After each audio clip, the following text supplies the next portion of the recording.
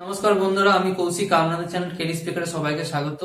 তো আজকে যে টপিকটা নিয়ে আলোচনা করব সেটা হচ্ছে শুকনো কাশি কি, কেন হয় এবং ঘরোয়া পদ্ধতিতে এর কি প্রতিকার আছে। ভিডিওটা শেষ পর্যন্ত অবশ্যই দেখবেন। ভালো লাগলে পরে লাইক করবেন এবং চ্যানেলটিকে সাবস্ক্রাইব করবেন। চলুন ভিডিওটা শুরু করি। তো প্রথমে আমাদেরকে জানতে হবে যে শুকনো কাশি কি।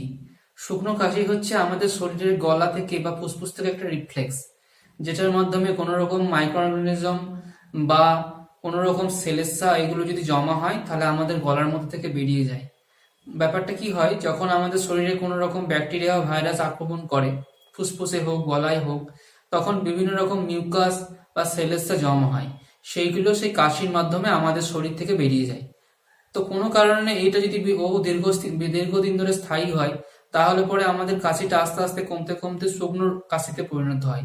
তখন আর সেলেসা বা এগুলো বেরোয় না, শুধু কাশি হয়। এবং যখন কাশি হয় তখন খুব ব্যথা হয় বুকে, এবং এমনকি মানুষ বমিও করে ফেলে, কাশি থামতেই চায় না। তো এই যে কাশি, এর বহু সিরাপ বা ওষুধ খেয়েও কমে না।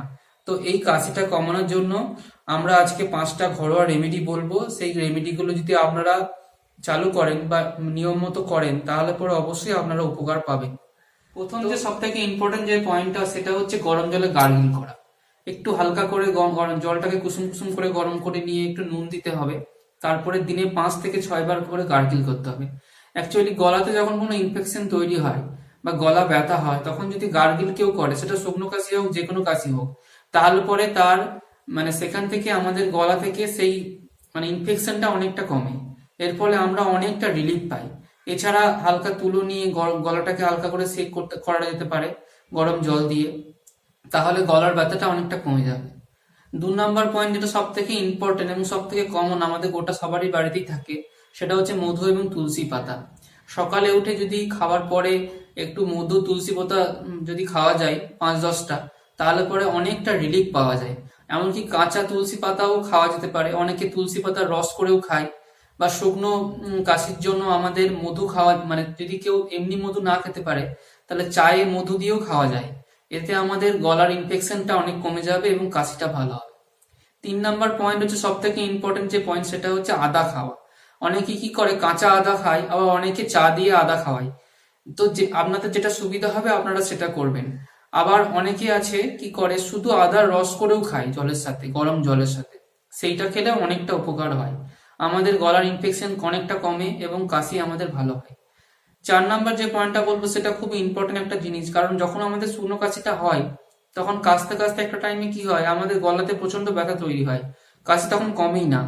সেই সময় যদি আমরা লবঙ্গ মুখে রাখি বা তাহলে পরে আমাদের দেখবেন কাশিটা অনেকটা রিলিফ পায় এবং গলার ব্যথাটা কমে।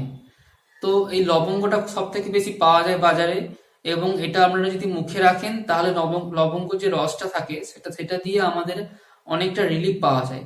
5 নম্বর আর একটা খুব কমন আমাদের পাওয়া যায় গাছগাছালির মধ্যে, সেটা হচ্ছে বাসক পাতা। এই বাসক পাতা সকালে যদি গরম জলে একটু সিদ্ধ করে নিয়ে খাওয়া যায় রসটা, তাহলে পরে আমাদের এই কাশিটা খুব তাড়াতাড়ি কমে যায়।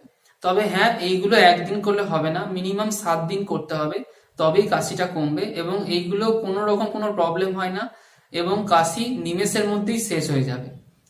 তো এইটাই ছিল আজকে আমার ভিডিওটা ভালো লাগলে লাইক এবং কমেন্ট করবেন এবং চ্যানেলটাকে সাবস্ক্রাইব করবেন। আবার নেক্সট ভিডিও দেখা হবে। নমস্কার।